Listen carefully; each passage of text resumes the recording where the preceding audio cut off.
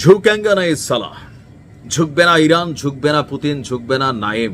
বিশেষ করে যখন ইসরায়েল ইরান নিউজগুলো আসবে, ফিলিস্তিন নিউজগুলো আসবে, নিউজ করে যাবে।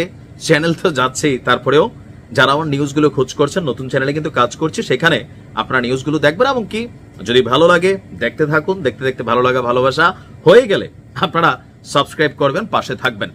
যাই হোক, কথা বলছি সেই ঐতিহাসিক ডাকের, একটা ডাকের অপেক্ষায় ছিলাম আমি। গেল মাসখানেক যাবত যখন আমি নিউজ করতে পারছি না, এর মাঝখানে অনেক কিছু ঘটে গেছে। সেই ঘটনাগুলোর সর্বশেষ অবস্থান কি তা নিয়ে আজকের এই ভিডিও। ইরানের ফ্যান ফলোয়াররা আওয়াজ দিবেন, ইউটিউবেও আপনারা ভিডিওটা আপনাদের টাইমলাইনে শেয়ার করতে পারবেন, একটা শেয়ার অপশন আছে, গরিবের জন্য উপকার হবে। ভুতুরের শহরে পরিণত হবে ইসরায়েল, হুঁশিয়ারি কে দিয়েছেন? ইরানের আপনার এই মুহূর্তে যিনি একজন ভাইরাল খতিব আছেন, বলা হয়ে থাকে ইরানের সর্বোচ্চ নেতার পর এই খতিব, তার বক্তব্য ইরানের জনগণ সবচেয়ে বেশি গ্রহণ করে। তার নাম হচ্ছে আয়াতুল্লাহ আহমেদ খাতামি, তিনি একজন খতিব।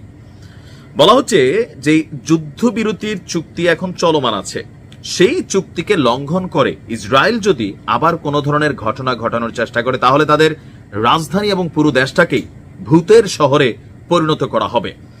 আর ইরানের অন্তর্বর্তীকালীন জুমার নামাজের খতিব যিনি আছেন, তিনি এই বক্তব্য দিয়েছেন। তিনি বলছেন, শত্রুরা বরাবরই ইরানকে ধ্বংস করতে চেয়েছে, এখন তারা আরো মরিয়া হয়ে উঠেছে, কারণ তারা তাদের নিজেদের অস্তিত্বের সংকটে ভুগছে। কিন্তু আমরা ইরানবাসী তুফানেও মাথা তুলে দাঁড়িয়েছি। বিশ্বজুড়ে ইস্টের বিপত্তি বা তাদের বিরুদ্ধে যে বিক্ষোভ বিস্তার প্রমাণ করেছে যে দুনিয়া দিন দিন তাদের আসল রূপটা দেখতে পাচ্ছে।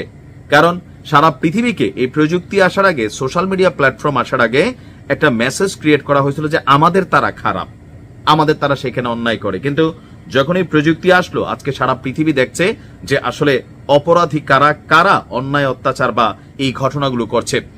দ্বিতীয় বিশ্বযুদ্ধের পর এই প্রথম কোন দেশ সাহসিকতার সঙ্গে যুক্তরাষ্ট্রের ঘাঁটিতে অভিযান চালিয়েছে, যেটা কাতারের আল উদেইদ যে বিমান ঘাঁটি, আর সেই কাজটা কে করেছে? ইরান করেছে।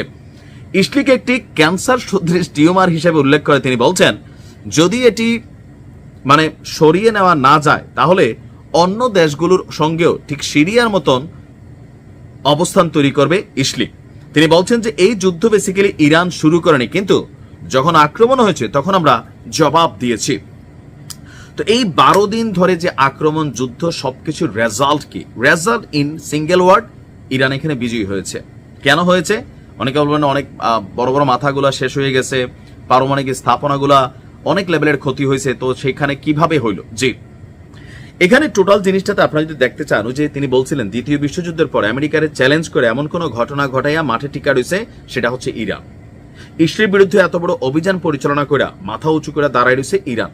আর আরব রাষ্ট্রগুলোর সাথে কম্প্যারিজনে নিলে 105 অবস্থানগুলো হচ্ছে এই অবস্থা। তো সেই জায়গা থেকে ঐতিহাসিক যে ডাক ভূতের শহরের, আমি এই ডাকটাতে খুবই খুশি হয়েছি। তবে এই নিউজের জন্য আবার কোন বিপদে পড়ি নিজেও জানি না। তারপরে আল্লাহ ভরসা, ভালো থাকুন।